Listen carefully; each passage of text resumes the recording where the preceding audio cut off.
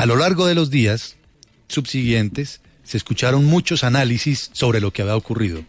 Uno de ellos, el de Martín Rodil, experto en temas de seguridad y narcotráfico. Él es venezolano.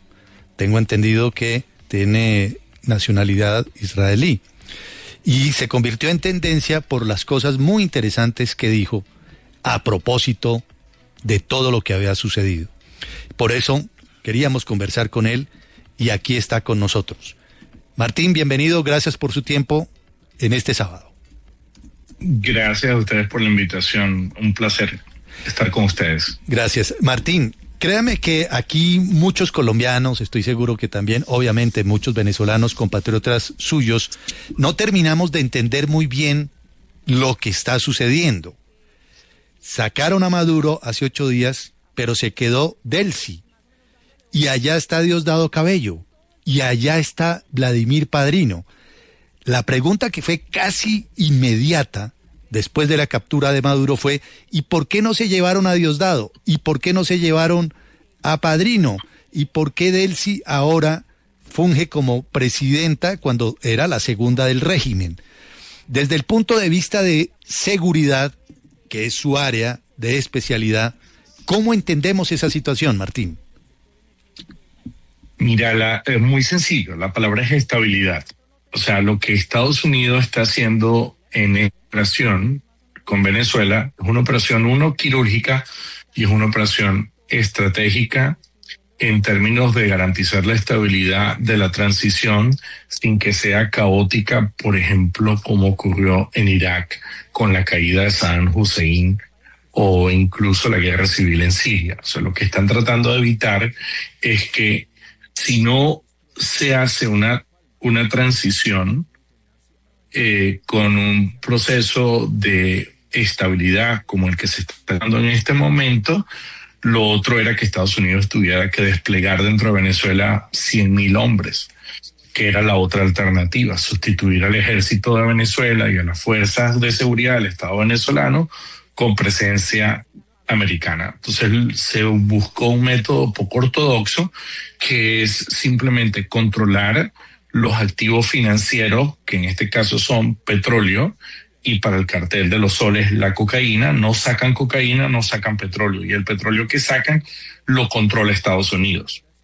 Sacan a Cuba del juego, sacan a Rusia del juego, sacan a los iraníes del juego y sacan a los chinos del juego, y le dicen a Delcy: señora, usted tiene una sola misión: acompañarnos en el funeral del cartel de los soles, o usted termina en el mismo lugar donde está Maduro.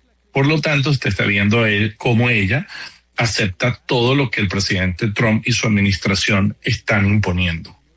La razón que se queda Diosdado y Padrino en el poder es porque ellos hasta ahora tienen control de las Fuerzas Armadas, y va a venir un proceso, el cual no es público aún, pero que eventualmente va a ser público en la administración del presidente Trump, donde toda esa gente termina saliendo del poder y vendrá, la restauración de la democracia y la institucionalidad en Venezuela, pero se está haciendo como si fuera la demolición de un edificio de manera controlada, en vez de tirarle una bomba y tumbarlo de un solo golpe.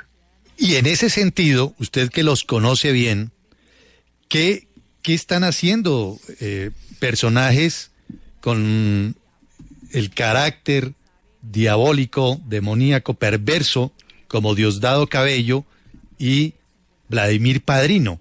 Porque muchos dicen son los líderes incluso de esas milicias o de esas guerrillas bolivarianas, y no deben estar quieticos ahí esperando a ver qué pasa. Esa actitud es bastante sospechosa cuando han sido capaces de torturar y de asesinar tanta gente. ¿Ellos en qué pueden andar a esta hora, Martín?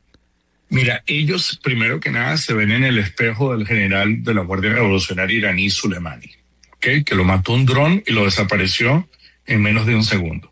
Ellos saben que cualquier movimiento en falso que ellos den en este momento, Estados Unidos tiene una capacidad militar como para invadir la mitad de Sudamérica. Ahí, o sea, la capacidad militar que ha desplegado Estados Unidos en el sur del Caribe es muchísimo más grande de lo que realmente necesitaría para haber tomado control de todo el país. Y la tiene con un solo propósito: decirle a ellos: si ustedes hacen cualquier cosa fuera de lo que yo diga que tienen que hacer, las consecuencias inmediatas. Entonces, sí, son unos diabólicos y son terribles, pero tienen una pistola en la cabeza que se llama el portaaviones Gerald Ford.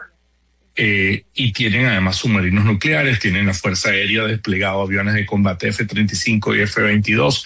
Están en una situación imposible. Entonces, ahorita ellos tienen que complacer cualquier requerimiento que venga de parte de Estados Unidos. Estados Unidos está tomando una posición absolutamente determinante, fuerte y de ningún tipo de aceptación. Y te pongo un ejemplo.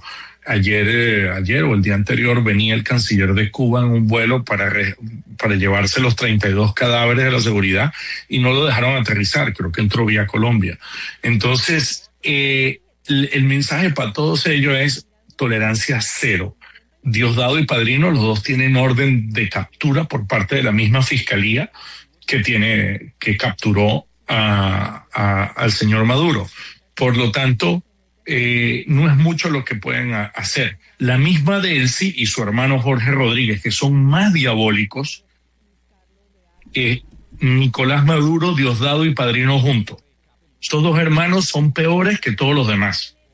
Tampoco pueden hacer mucho en este momento, porque saben que están ahí bajo vigilancia. Claro. Ahora, Martín, la gran pregunta también, u otra de las grandes preguntas que muchos venezolanos, colombianos nos estamos planteando es, ¿qué va a pasar con esos colectivos chavistas tan temibles, que son terribles, que salen de civil armados, asustando a todo el mundo? Mucha gente por eso no salió el mismo sábado, hace 8 días, no salió a celebrar o a decir alguna cosa por temor a esos colectivos. Esos podrían en últimas volverse en contra del gobierno de la presidenta actual o de los norteamericanos. ¿Qué cree usted que puede pasar ahí? Mira, esos son bandas criminales que las organizó el régimen en una forma que pareciera, usando los sistemas de propaganda que desplegó el régimen durante muchos años para crear miedo y temor en la población. No quiero decir que no sean peligrosos, pero ellos no representan realmente mayor problema ahorita en este momento para el proceso que se viene. En el momento que comience la transición y el proceso de seguridad, Estados Unidos ya desplegó ayer una comisión para visitar la embajada de ellos, para chequear el estado físico del edificio. Ya eso está ocurriendo. Hay muchas conversaciones a nivel de la estructura de seguridad nacional de Estados Unidos para atender eso, y los colectivos al final se tendrán que neutralizar. O se calman, o el nuevo proceso de reinstitucionalización y retoma de la seguridad del Estado venezolano se encargará de neutralizarlos. Así de simple. Y eliminarlos. O entregan el armamento o simplemente se tienen a las consecuencias. Una de las preguntas que se hacían los analistas es ¿qué va a hacer Rusia con todo esto que está pasando? Aún digamos que está como un poco neutral. ¿Se espera alguna respuesta de los rusos con todo lo que está pasando en Venezuela? No, mira, te pongo un ejemplo. Uno de los barcos que ha confiscado Estados Unidos es un barco de nombre Bella, originalmente que venía de Irán a Venezuela, que se supone cargar petróleo. Ese barco, cuando Estados Unidos lo trató de abordar, se dio a la fuga y se declaró hostil. Entonces los guardacostas americanos no pudieron abordarlo porque cuando eso ocurre tienen que traer distintos tipos de equipos, en este caso Navy SEALs. El barco lo persiguieron hasta el mar del Atlántico Norte, entre Islandia e Inglaterra. Y ahí lo atraparon. El barco había cambiado a bandera rusa. En medio del Atlántico le pintaron la bandera rusa al barco, la misma tripulación.